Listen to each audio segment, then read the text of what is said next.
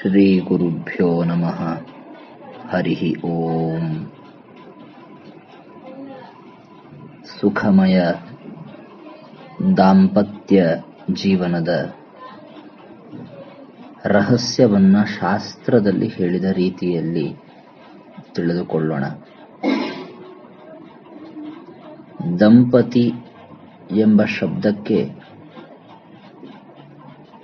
ಜಾಯಾಚ ಪತಿಶ್ಚ ದಂಪತಿ ಅಂತ ಅರ್ಥವನ್ನ ಹೇಳುತ್ತಾರೆ. ಪತಿ ಹಾಗೂ ಪತ್ನಿಯರನ್ನ ಸೇರಿ ದಂಪತಿ ಅಂತ ಕರೀತಾರೆ. ಅವರಿಬ್ಬರ ನಡುವೆ ಇರುವ ಪತಿ ಪತ್ನಿ ಭಾವ ಸಂಬಂಧವನ್ನ ದಾಂಪತ್ಯ ಅಂತ ಕರೀತಾರೆ. ಏನಿದು ದಾಂಪತ್ಯ, ಹೇಗಿರಬೇಕು ಅಂತ ನಮ್ಮ ಶಾಸ್ತ್ರ ಹೇಳಿಕೊಡುತ್ತೆ. ಒಬ್ಬ ಪುರುಷ, ಒಬ್ಬ ಸ್ತ್ರೀ ಇಬ್ಬರು ಒಂದು ಮನೆಯಲ್ಲಿ ಸೇರಿ ಇದ್ದ ಮಾತ್ರಕ್ಕೆ ದಾಂಪತ್ಯ ಚೆನ್ನಾಗಿದೆ ಅಂತ ಹೇಳಲಿಕ್ಕಾಗಲ್ಲ.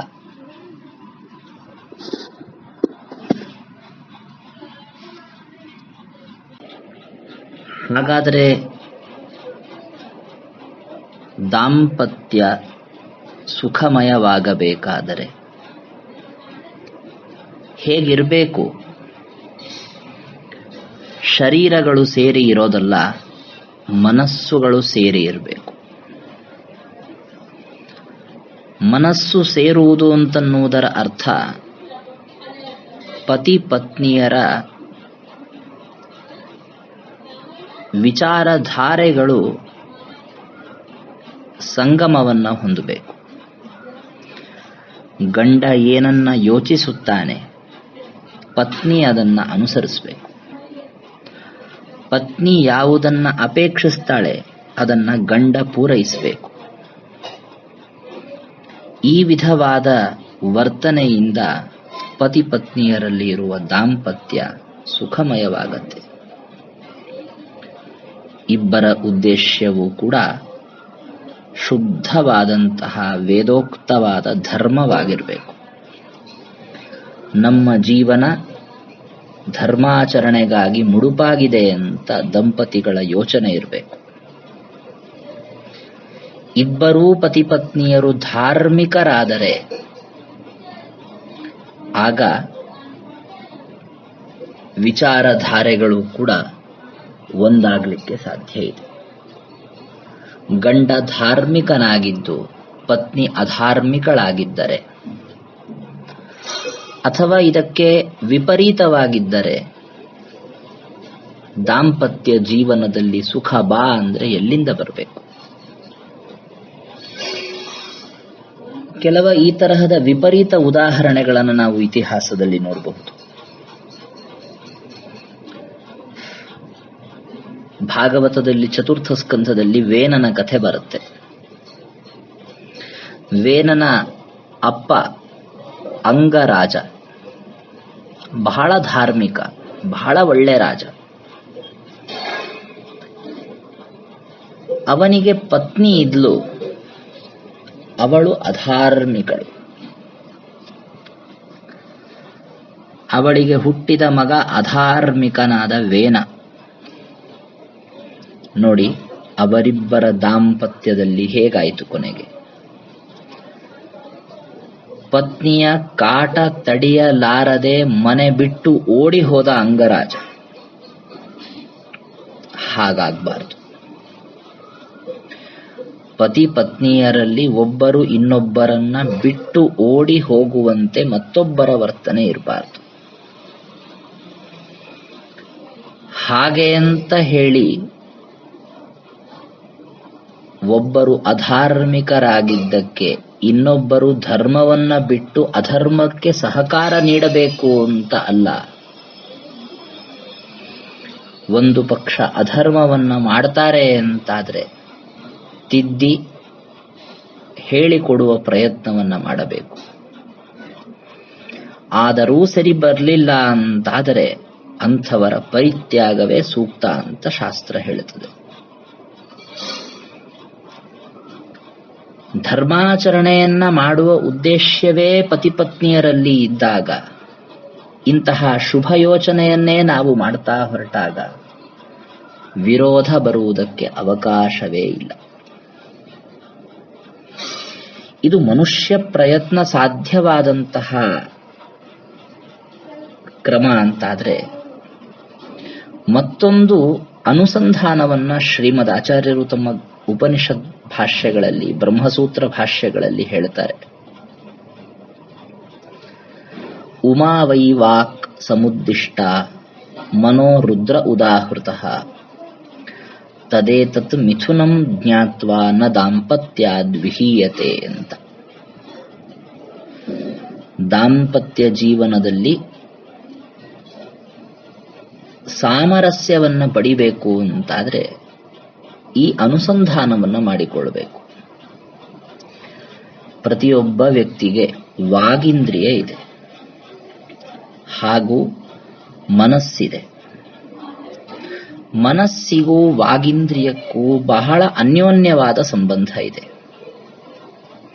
ನಾವು ಮನಸ್ಸಿನಲ್ಲಿ ಏನನ್ನ ಯೋಚನೆ ಮಾಡ್ತೀವಿ ಅದನ್ನೇ ಬಾಯಿಂದ ಮಾತನಾಡ್ತೀವಿ.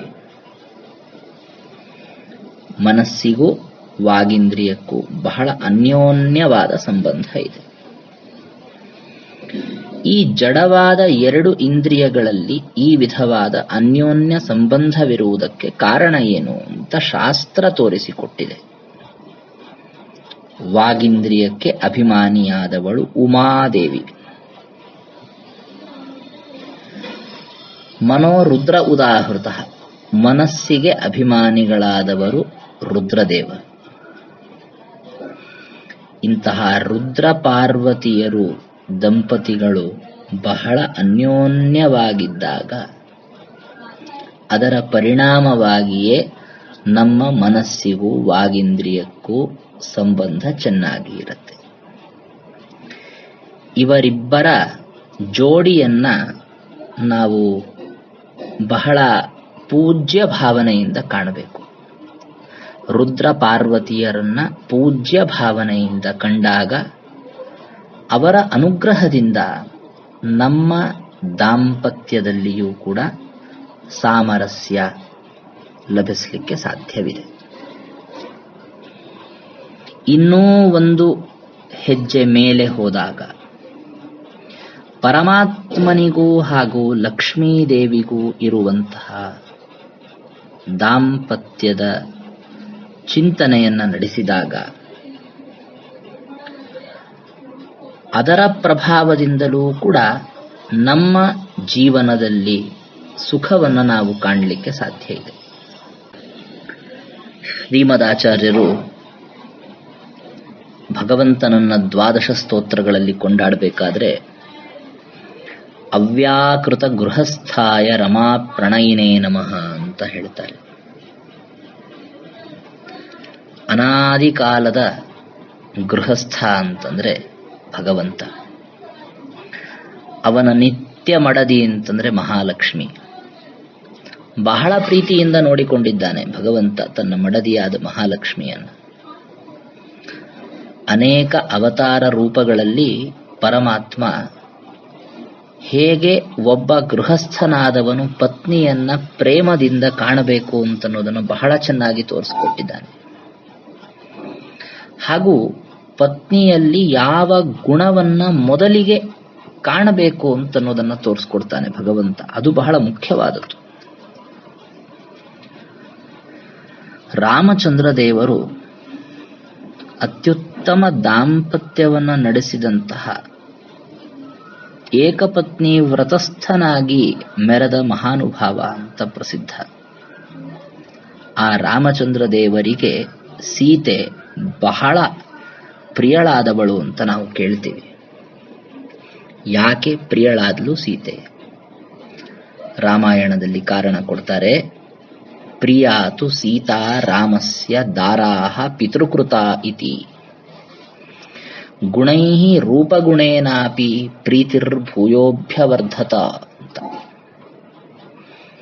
ರಾಮಚಂದ್ರ ದೇವರಿಗೆ ಸೀತೆ ಬಹಳ ಪ್ರಿಯಳಾದ ಪತ್ನಿಯಾದಳು. ಕಾರಣ ಏನು ಗೊತ್ತಾ? ನಮ್ಮ ತಂದೆಯಾದ ದಶರಥ ಒಪ್ಪಿ ಸಂತೋಷದಿಂದ ಇವಳನ್ನ ಸೊಸೆ ಅಂತ ಒಪ್ಪಿ ನನಗೆ ಮದುವೆ ಮಾಡಿದ್ದಾನೆ. ನನ್ನ ತಂದೆಗೆ ಒಪ್ಪುವ ಸೊಸೆ ಅನ್ನುವ ಕಾರಣದಿಂದ ನನಗಿವಳು ಬಹಳ ಬೇಕಾದವಳು. ನೋಡಿ ಎಂತಹ ಯೋಚನೆ ಶ್ರೀರಾಮಚಂದ್ರ ದೇವರದ್ದು. ಜಗತ್ತಿಗೆ ಶಿಕ್ಷಣ ಮಾಡಿಕೊಡ್ತಾರೆ. ಹಿತೈಷಿಗಳಾದ ತಂದೆ ತಾಯಿಗಳು ಒಪ್ಪಿದ ಹುಡುಗಿಯನ್ನ ಮದುವೆ ಮಾಡಿಕೊಂಡು ಅದೇ ಕಾರಣವನ್ನಿಟ್ಕೊಂಡು ಪತ್ನಿಯನ್ನ ಪ್ರೇಮಿಸಬೇಕು ಅನ್ನೋದನ್ನ ಶಾಸ್ತ್ರ ತೋರಿಸಿಕೊಡುತ್ತೆ. ಆ ಹುಟ್ಟಿದ ಪ್ರೀತಿ ರಾಮಚಂದ್ರ ದೇವರಿಗೆ ಸೀತೆಯ ಬಗ್ಗೆ ಇನ್ನೂ ಹೆಚ್ಚಾಯಿತು. ಕಾರಣ ಏನು? ಅವಳಲ್ಲಿ ಇರುವಂತಹ ಶೀಲ, ವಿನಯ ಮೊದಲಾದ ಗುಣಗಳಿಂದ. ಆಮೇಲಿನ ಸ್ಥಾನ ಯಾವುದು ಅಂತಂದ್ರೆ ಅವಳು ನೋಡ್ಲಿಕ್ಕೂ ಸುಂದರಿಯಾಗಿದ್ಲು ಅನ್ನುವ ಕಾರಣ. ಲೋಕದಲ್ಲಿ ಇದೆಲ್ಲ ಈಗ ವಿಪರ್ಯಾಸವನ್ನ ಹೊಂದಿಬಿಟ್ಟಿದೆ. ನೋಡ್ಲಿಕ್ಕೆ ಸುಂದರಳಾಗಿದ್ದಾಳೆ ಎಂಬ ಕಾರಣಕ್ಕೆ ಪ್ರೀತಿಯನ್ನ ಮಾಡುವುದಕ್ಕೆ ಶುರು ಮಾಡ್ತಾರೆ. ಶೀಲ ವಿನಯಗಳಿಗೆ ಬೆಲೆ ಕೊಡೋದಿಲ್ಲ.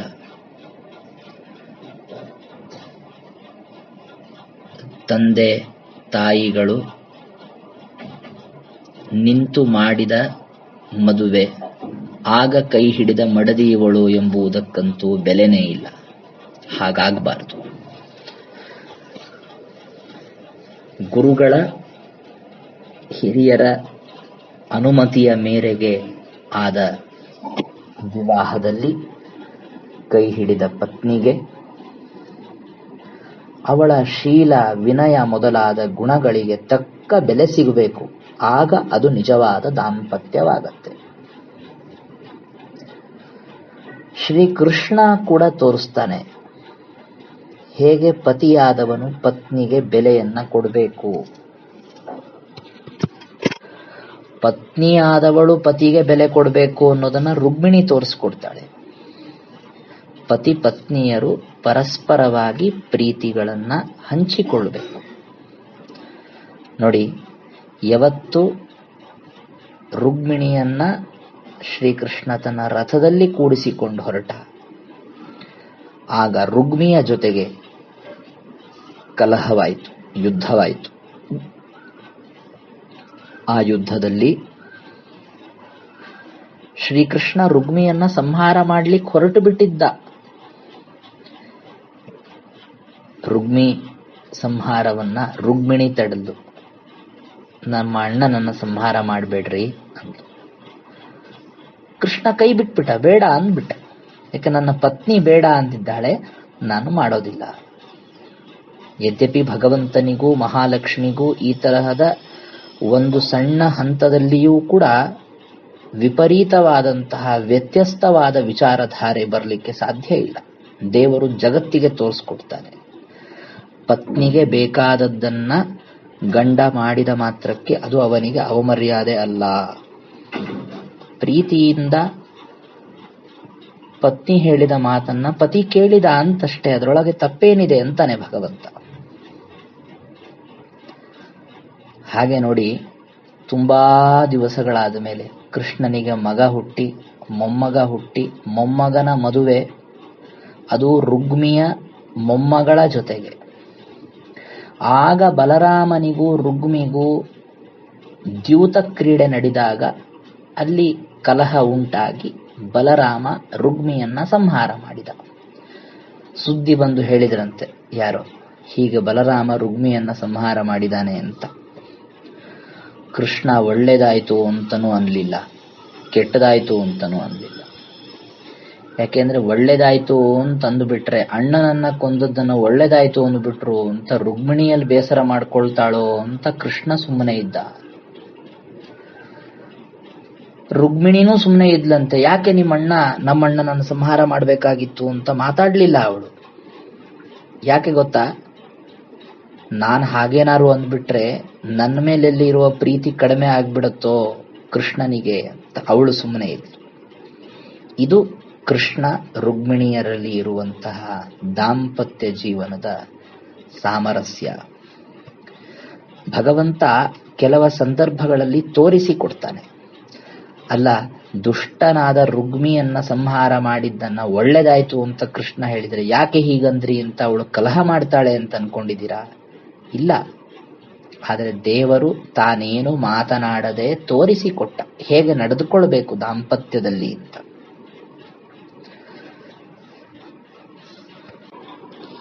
ಮತ್ತೊಂದು ಸಂದರ್ಭದಲ್ಲಿ ಕೃಷ್ಣ ರುಕ್ಮಿಣಿ ಇವರಿಬ್ಬರೂ ಒಂದು ರೀತಿಯಲ್ಲಿ ಪ್ರೇಮ ಕಲಹವನ್ನ ಮಾಡಿದಂತೆ ಮಾಡಿದ್ರು. ನೀ ಬೇಕಂದ್ರೆ ನನ್ನನ್ನು ಬಿಟ್ಟು ಹೋಗ್ಬಹುದು ಅಂದ್ಬಿಟ್ಟ ಕೃಷ್ಣ ದಿಢೀರಾಗಿ. ಅವಳು ಕೈಯಲ್ಲಿ ವ್ಯಜನವನ್ನ ಹಿಡಿದು ಕೃಷ್ಣನಿಗೆ ಗಾಳಿ ಹಾಕ್ತಾ ಇದ್ದವಳು ಹೆದರಿ ನಡುಗಿ ಕೆಳಗೆ ಬಿದ್ದುಬಿಟ್ಲು. ಕೃಷ್ಣ ಅವಳಿಗೆ ನೀರನ್ನ ಸಿಂಪಡಿಸಿ ತಾನವಳಿಗೆ ಗಾಳಿ ಹಾಕಿ ಮೇಲೆ ಹತ್ತಿಸಿ ಕೂಡಿಸಿದ, ಅವಳಿಗೆ ಸಮಾಧಾನವನ್ನ ಮಾಡಿದ. ಯಾಕದು? ಶ್ರೀಕೃಷ್ಣ ಮತ್ತು ರುಕ್ಮಿಣಿಯರು ತೋರಿಸ್ಕೊಡ್ತಾರೆ. ರುಕ್ಮಿಣಿ ಹೆದರಿದಳಲ್ಲ, ಯಾಕೆ ಹೆದರಿದಳು? ಗೊತ್ತವಳಿಗೆ ನನ್ನನ್ನೇನ್ ಮಾಡಿದ್ರು ನನ್ನ ಗಂಡ ಬಿಡಲ್ಲ, ನಾನೇನ್ ಮಾಡಿದ್ರು ಅವನನ್ನು ಬಿಡಲ್ಲ ಅಂತ. ಆದರೂ ಹೆದರ್ಕೊಂಡ್ಳು. ಯಾಕೆ? ಪತ್ನಿಯಾದವಳು ಗಂಡನಿಗೆ ಹೆದರಿ ನಡಿಬೇಕು ಅಂತ ಶಾಸ್ತ್ರ ಹೇಳುತ್ತೆ. ಅದನ್ನ ತೋರಿಸಿಕೊಟ್ಲು ರುಕ್ಮಿಣಿ. ಆಚಾರ್ಯರು ಹೇಳ್ತಾರೆ, ತಾತ್ಪರ್ಯ ನಿರ್ಣಯದಲ್ಲಿ 22ನೇ ಅಧ್ಯಾಯದಲ್ಲಿ ಹೇಳ್ತಾರೆ, ಸ್ತ್ರೀಯಾ ಭೇತ್ತವ್ಯಂ ಭರ್ತುರಿತ್ಯೇವ ಧರ್ಮಂ ವಿಜ್ಞಾಪಯಂತಿ ದುಃಖಿತೇ ವಾಸದೇವಿ ತಾಂ ಸಾಂತ್ವಯಾಮಾಸ ಗೃಹಸ್ಥ ಧರ್ಮಂ ವಿಜ್ಞಾಪಯನ್ ದೇವದೇವೋಪ್ಯ ದುಃಖಾಂ ಅಂತ. ಗೃಹಸ್ಥನಾದಂಥವನು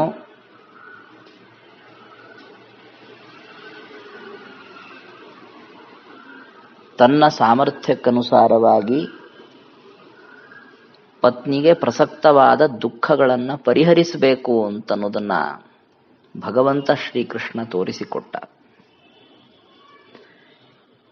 ಹೀಗೆ ಪರಮಾತ್ಮ ಹಾಗೂ ಮಹಾಲಕ್ಷ್ಮಿಯರು ತಮ್ಮ ಅನೇಕ ಅವತಾರಗಳಲ್ಲಿ ಪತಿ ಪತ್ನಿಯರ ನಡುವೆ ಇರಬೇಕಾದ ಸಾಮರಸ್ಯದ ಬಗ್ಗೆ ತಾವು ಸ್ವತಃ ನಟಿಸಿ ನಮಗೆ ಶಿಕ್ಷಣವನ್ನ ಮಾಡ್ತಾರೆ. ಈಗಿನ ಕಾಲದಲ್ಲಿ ಪತಿ ಪತ್ನಿಯರು ಹೇಗಿರಬೇಕು ಅಂತನ್ನೋದನ್ನ ಯಾವುದೋ ನಮ್ಮಂತೆ ದುಃಖದಲ್ಲಿ ಮುಳುಗಿದ ಸಂಸಾರಿಗಳಾದ ನಟ ನಟಿಯರಿಂದ ತಿಳಿಯುವ ಪ್ರಯತ್ನ ನಡೀತಾ ಇದೆ. ಅದು ಬೇಡ. ಭೂಮಿಯಲ್ಲಿ ನಮ್ಮ ಪರಿಸರದಲ್ಲಿ ಅವತಾರವನ್ನ ಮಾಡಿ ನಟಿಸಿದ ನಿತ್ಯ ಮುಕ್ತ ದಂಪತಿಗಳಾದ ಲಕ್ಷ್ಮೀನಾರಾಯಣರ ನಡತೆಯನ್ನ ನಾವು ಅನುಕರಿಸೋಣ. ಆಗ ನಮ್ಮ ದಾಂಪತ್ಯ ಜೀವನ ಸುಖಮಯವಾಗತ್ತೆ. ಧರ್ಮಾರ್ಥ ಕಾಮ ಮೋಕ್ಷಗಳೆಂಬ ಪುರುಷಾರ್ಥಕ್ಕೆ ಸಾಧನವಾಗತ್ತೆ. ಅದು ನಮ್ಮದಾಗಲಿ. ಶ್ರೀಕೃಷ್ಣಾರ್ಪಣಮಸ್ತು. ಹರಯೇ ನಮಃ.